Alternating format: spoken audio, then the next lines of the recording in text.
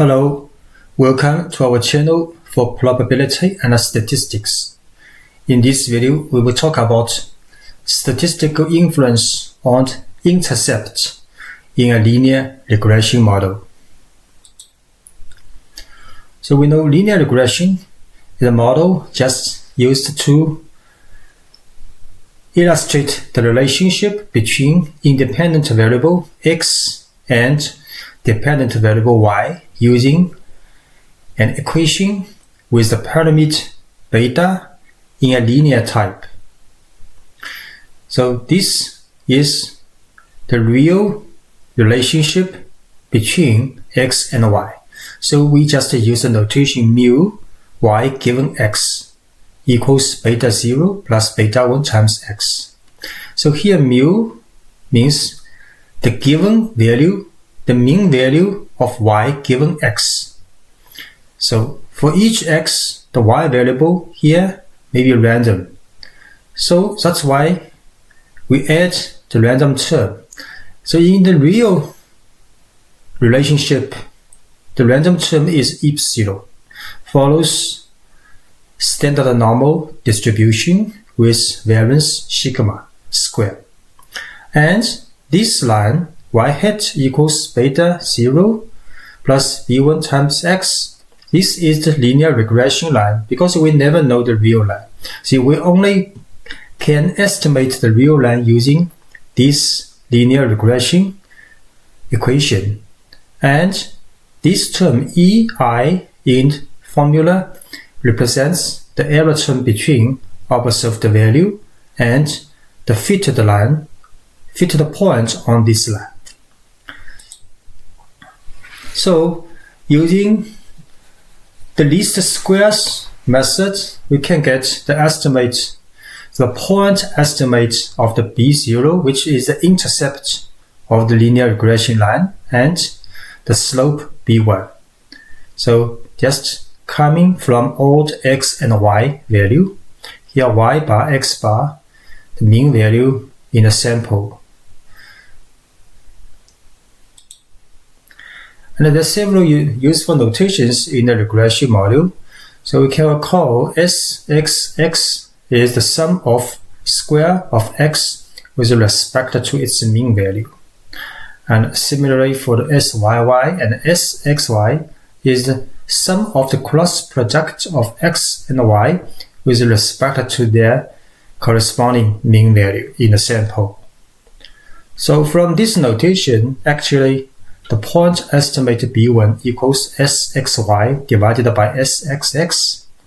And another notation is SSE, which means the sum of squared error.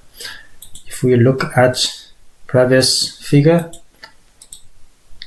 so SSE actually is the sum of EI square. EI is the difference between observed value and the fitted line given x on this point. So SSE actually is SYY minus B1 times SXY. And S square, which is SSE divided by n minus 2. So this term is an unbiased estimate of epsilon, the variance sigma square. So next we can say the statistical inference on intercept. So because beta 0, it has to estimate the beta 0 is the real is estimated intercept, and this intercept, if we resample many times, we can show this estimated beta 0 also follows normal distribution. Then the t statistic, which is beta 0 minus an hypothesis real value divided by this term. So this term is a chi-squared random variable, take square root and divided by its degrees of freedom. Although it seems a little complicated, but this term is square root of the chi-square distributed random variable divided by its corresponding degrees of freedom. So a standard normal distribution divided by a square root of chi-square distribution.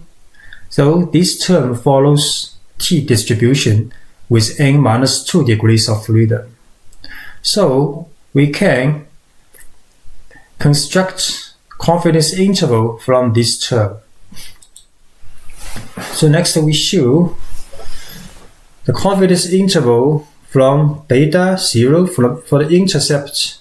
So this intercept is the estimated value if we resample many times. So this intercept's confidence interval is lower bound here, and this is upper bound. The point estimate minus and plus a term. The term is the t critical value, t half alpha, times this term.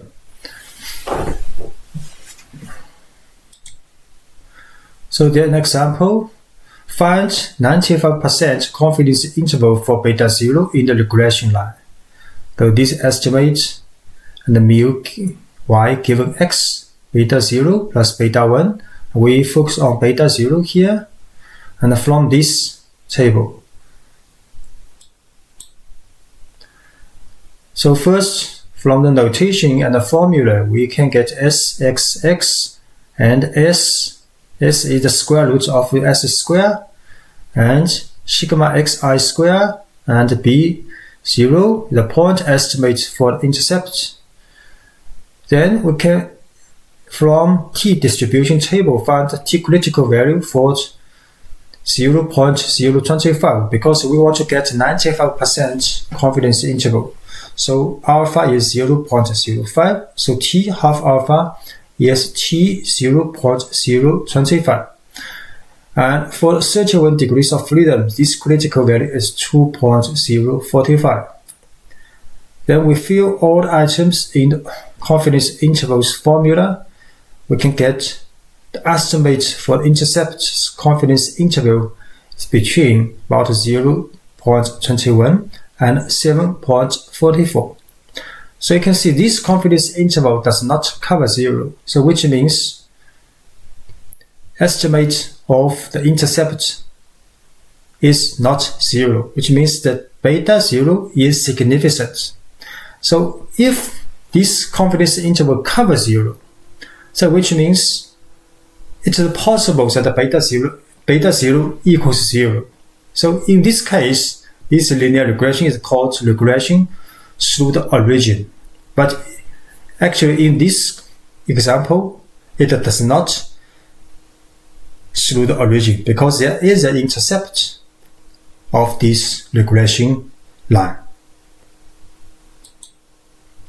Thanks for watching.